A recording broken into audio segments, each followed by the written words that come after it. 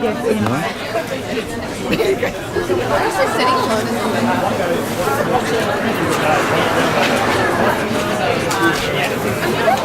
can share tickets. Two people share tickets. I can share tickets. Fringe Festival.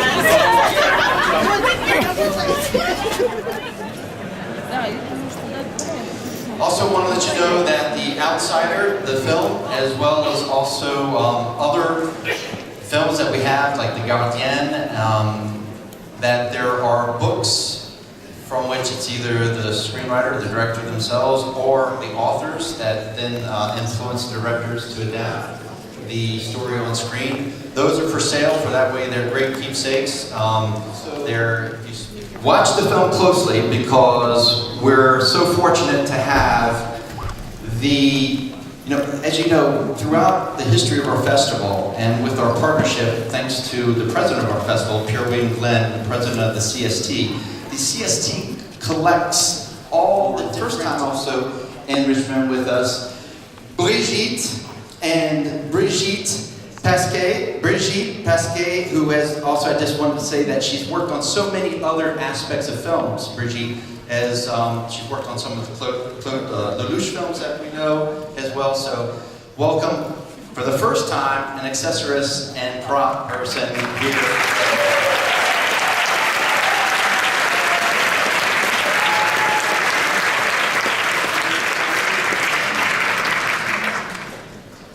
Je vais parler français parce que mon anglais, my English is very bad. Alors il va me traduire, elle, quoi, Pierre. Je suis très contente d'être ici. Je voulais remercier Peter et Françoise, car j'ai rarement eu l'occasion de pouvoir m'exprimer sur mon métier. Donc je suis décoratrice ensemblière et accessoiriste. Et je répondrai à vos questions à la fin du film. J'adore mon métier et j'ai hâte de vous expliquer un peu plus en détail mon métier. Voilà.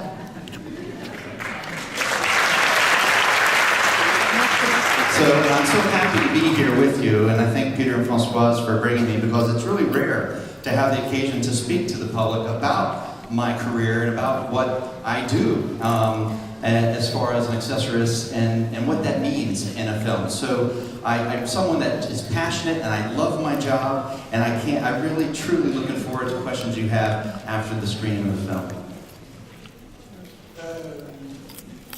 I'm going to try it in English.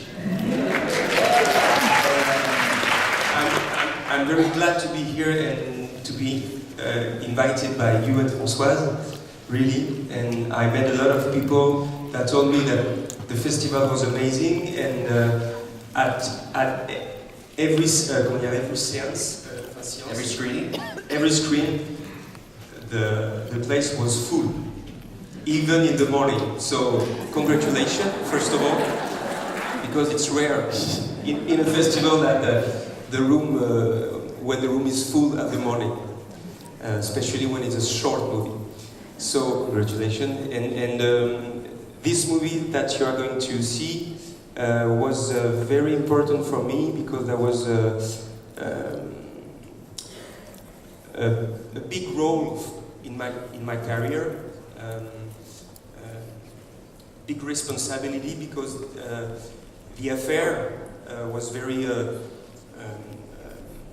fait beaucoup de bruit, a big deal in France. So that was exciting. I was stressed. I was feared. So now it's done, and I'm pretty proud of it.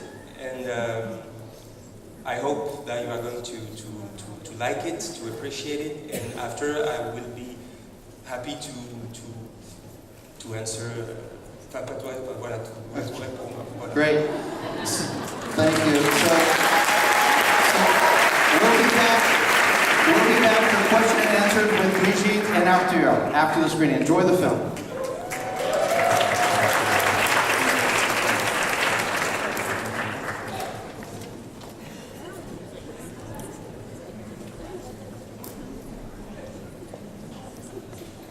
Как фильм называется? Аутсайдер. Это реальная история, которая произошла во время финансового кризиса 2008 года во Франции.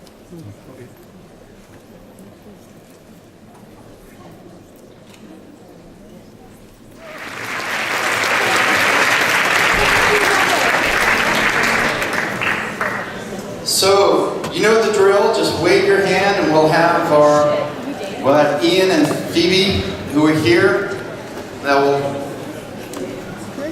take your questions. So wave your hand so we can see you and we'll get immediately started in the Q&A. There's Ian with his microphone. There's Phoebe. Is that from? I see someone's hand that way. There's a question over here. Wave your hand before they can see you. Okay, there's Ian, we'll do that one first.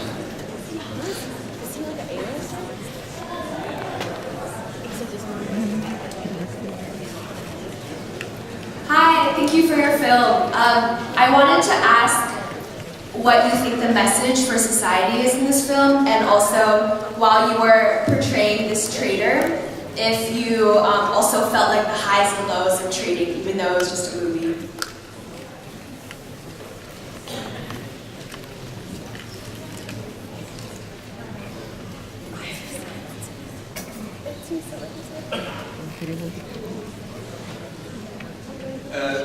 La première question, c'était ce que moi je comprends du message par rapport à la société générale, c'est ça?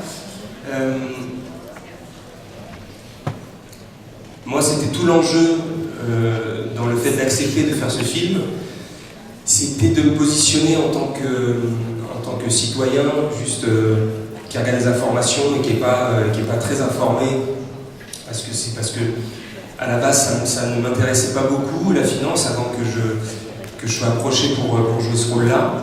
Et je connaissais que les gros titres, comme un peu tout un chacun en France. Moi, je pensais que j'étais un mec un peu lâché comme ça, qui avait décidé complètement arbitrairement de défier le système et de faire ce qu'il voulait. Et il a même été taxé de terroriste. Et je me suis dit, oui, peut-être c'est ça, peut-être qu'il a pété un plomb et qu'il s'est complètement perdu là-dedans. Et ensuite, une fois que j'ai été mis dans la boucle de ce film-là, je m'y suis forcément intéressé de plus près, de tellement près que j'ai rencontré l'intéressé, Jérôme Kerviel. Et en ayant plus d'informations, je crois que c'est une mauvaise recette de cuisine en fait. C'est qu'il y a trop d'ingrédients qui ne vont pas ensemble. Il y a quelqu'un qui a une volonté trop grande de prouver des choses, Jérôme Kerviel, et avec une volonté d'être à une place dans une meute, de faire partie des traders. Et il aurait normalement, avec les études qu'il a faites, et il n'aurait pas dû être là, mais par le mérite et par l'envie, il a accédé à ce statut-là, et ça lui est monté à la tête. Et encore une fois, moi, c'est mon avis de l'intérieur, en tant qu'acteur, de ce que j'ai pu moi traduire, de ce que j'ai compris. Et donc ça, c'est ma position par rapport à Jérôme Kerviel et par rapport à la société générale. Tant qu'on fait du fric, on ferme les yeux sur pas mal de choses. Et quand ça marche plus, il n'y a plus grand monde. Et c'est là que les problèmes commencent. Pardon. La prochaine fois, je ferai des pauses. Parce qu'en fait, quand on voit ça, on se dit « Oh non, mais c'est bien, les gens parlent, etc. » Et puis j'entends... So, actually, the whole idea for me when I really got into the film was to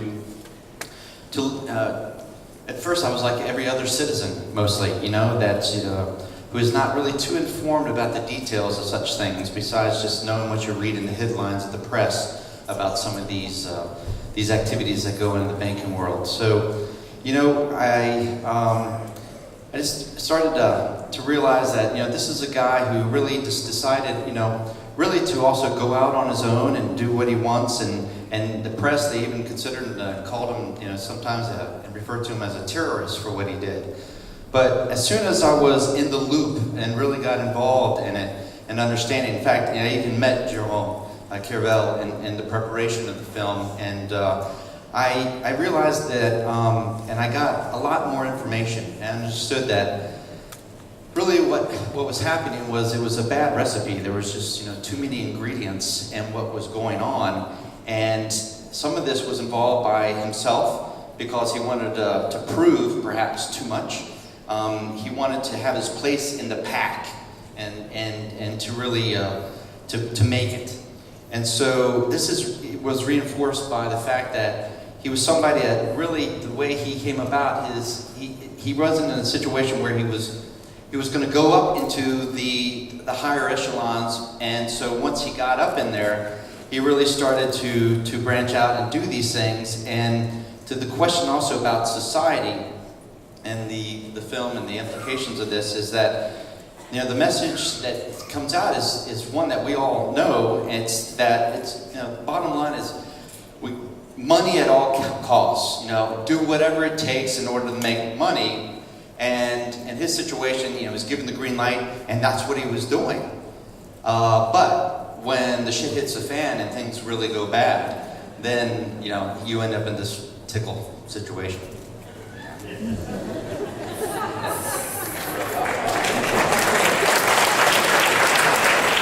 Experience.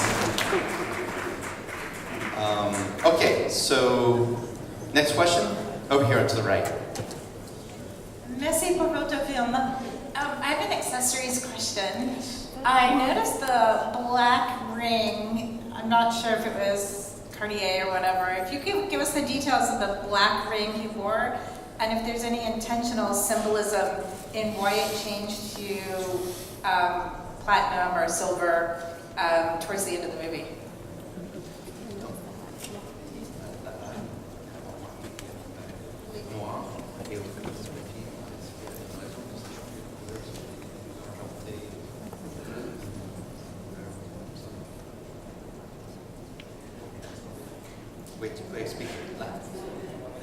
Non, cette bague, en fait, elle a été perdue. So the reason is because the ring was lost. Par moi, I didn't lose it. par certains comédiens, enfin par You moi, know. je ne citerai pas le nom. Non, pas du tout. Et du coup, on n'a pas exactement trouvé la même, et on l'a remplacée, et puis vous avez un œil incroyable. Well, you have an unbelievable eye to pick that out, Ouais, to make that Nous, on remark, pensait que to c'était- notice on pensait que that. c'était un secret. Tu vois. We thought it was actually a secret we hid from people, but except from you. Bravo.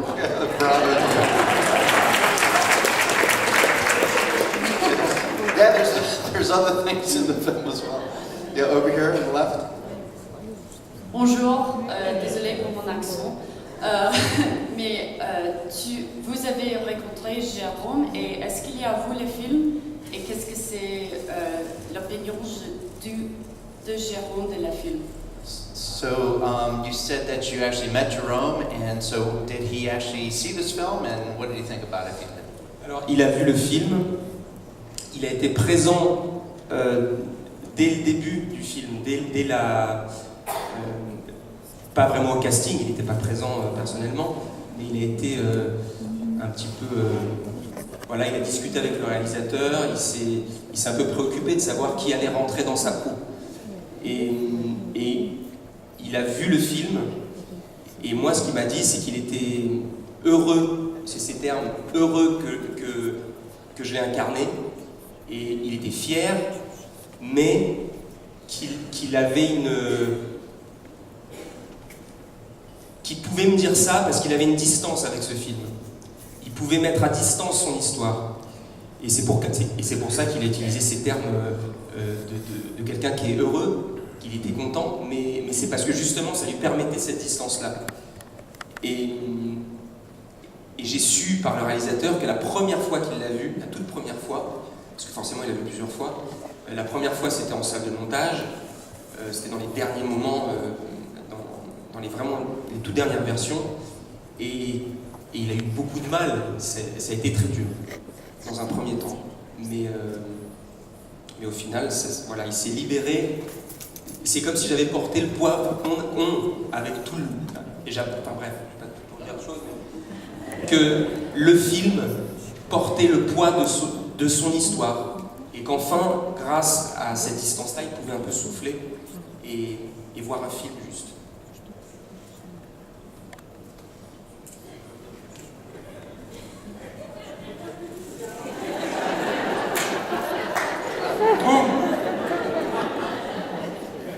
Yes, he saw the film, and he was present really with the film from the beginning. I mean, he wasn't involved with the casting and things like that from the beginning, but he was, he talked with the director, and he wanted to know who was going to play his part, and that he was happy that it was going to be me, and he was also, this idea was he was proud in a certain way, and I'll explain, because he was pleased to have, that the film allowed him to have actually a certain distance from the entire story. And in that sense, let me just explain, for example, he saw the film several times, but it was, the director said the first time that he saw it was actually in the editing booth. And it was, at that time, it was very hard for him, for what he saw. It made a great impact on him.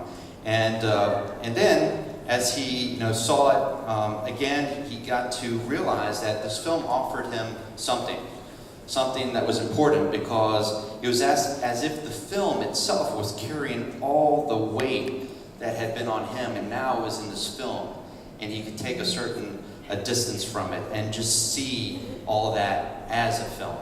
So, yeah, very cathartic for him. Yeah, psychological healing. Another, over here. Arthur, j'ai une question pour vous. Est-ce que c'était très difficile d'accéder le sens du désespoir de Jérôme pendant le tournage du film? Et aussi, est-ce que le tournage a pris un coup d'une sorte de vous personnellement? Parce que c'était un rôle très émotionnel, très difficile. Il a traversé un chemin très difficile. Et c'était vous, en fait, qui l'a traversé. Do you want to just do that also? Great. Since I'm a professor, this is an academic thing. Can you say that as well in English as you just? I hope so. In the film, was it difficult to access the sense of desperation that Jérôme had in the film, in the story, and in the course of that, did it take sort of a personal toll? I'm an actor as well, not anywhere near the level where you are, and commercials are different than films, but you traveled a path in that film that was very difficult, the character's path. Did that take something from you personally as well throughout the filming? Alors, oui, ça a été dur, mais je m'y attendais, je le savais. Donc du coup, j'ai pris ce tournage-là comme une course de fond, et je faisais des siestes. Non mais, je fais jamais ça. Je faisais des siestes après manger. Je me prenais 20 minutes pour moi. Donc je finissais un peu plus tôt de manger, je m'organisais, paf, je dormais. En tout cas, je me mettais dans une position où j'éteins tout, clac dans la tête, les lumières partout. Et ouais, c'est vrai. Et comme ça, je me reposais. Parce que je savais que dès qu'on allait sur le plateau, surtout dans ces moments-là que vous évoquez, les moments vraiment et qui sont en majorité dans le film, très rapidement, les moments de stress, il fallait que je sois à 100% de mes capacités, parce que j'allais puiser dedans comme jamais je puisais. Et j'ai jamais eu à puiser autant dans ma vie privée, heureusement.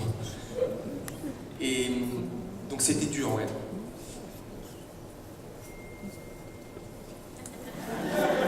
Et ensuite, automatique, trop fort. Et après, moi, ce que j'ai mis de moi dedans, c'est mon corps, c'est mes émotions. dédié à un film, comme le disait Nicolas Giraud tout à l'heure, c'est en partenariat complet avec le réalisateur. Il est celui qui sait, on sait un peu aussi, mais lui il voit plus que nous on voit. Donc je me suis complètement engagé là-dedans et j'ai jamais vécu ça dans un autre film. J'espère vivre des choses exceptionnelles en tant qu'acteur qui demandent beaucoup différentes, mais comme ça je n'avais jamais vécu. Et comme dit Brigitte, j'avais une guitare chez moi tout le temps. On faisait de la guitare avec les camarades du film, dès qu'on avait un moment de pause qui permettait de sortir toute espèce de tension qui était nécessaire à la fabrication du film, mais là on la sortait.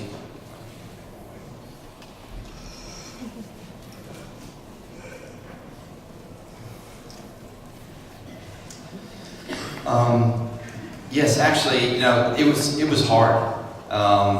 It was hard, and I knew, and when I accepted the project, I knew it was going to be a race. I knew it was going to be this thing that just went on and would have a toll. So to tell you the truth, what I would do is, it's not my nature. I would take a nap. I would take a nap for about 20 minutes, and I'd get huddled in and just really try to get some deep rest, because I knew as soon as I would have to go back on the camera, and that these would be moments where, and the moments that you talk about in the film, where the actor, the character is under so much stress in his life, and I knew that as an actor to portray that I would have to dig deep. I had to give 100% of myself and dig deep inside for this type of energy, and it's something that I really don't even do in my private life, and so I knew that would have to come out of me, and for this role I really put my body, my emotions, and total engagement of myself into it. And just as Nicolas Giraud said with the other film, talked about Les Gardiens, it was also in this symbiosis working with the director, and the director also has even more responsibilities because he has a larger vision of everything that's running the film. But in doing this and working with the director, this is a film that of all the films I've made, I've never had an experience like this that just pushed me to such a limit, and it was a great experience that I'd never had before, and I really hope in my career that I'll have other intense moments like this that demand so much of you as an actor. And I could say also that with Brigitte, I had a guitar with me during the shoot, and so with the crew after we'd finished, we'd get together, and the crew, we'd get around my guitar and we'd just start playing music, and it was really just to purge out of us all that, all this stuff that was correlated from the film back into us, and that allowed us, to get back into sync in our own lives as well. Over here. It's just beautiful acting, and I really like the film, but there's something I'll try to verbalize it. I don't know French language, and I don't know much about France. However, I kept thinking during the film, I would understand this film better if I understood the culture better, because you called it The Outsider. I probably would have called it The Gambler without knowing much. Somehow he's supposed to be an outsider, I guess because he's from Brittany. He's from a poor, not poor, but lower middle class family. And I suppose the people he was working with were supposed to be on a higher level socially, even though they behaved like fraternity boys. It was hard to understand how they could be. They were idiots. But is there something about class status in France that perhaps I don't understand that made him more of an outsider, and he had to prove something more? Not just money, like in America we say it's money, it doesn't matter where you're born as long as you can make the money. Is there something different in France that made him more an outsider and not just money?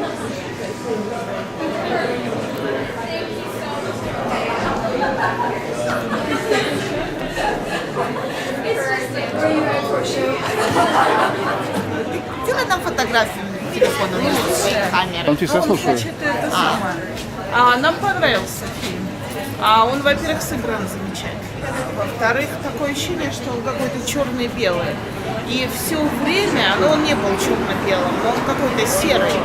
И все время было это ощущение этой гонки, напряжения в течение всего фильма. Это удивительно совершенно.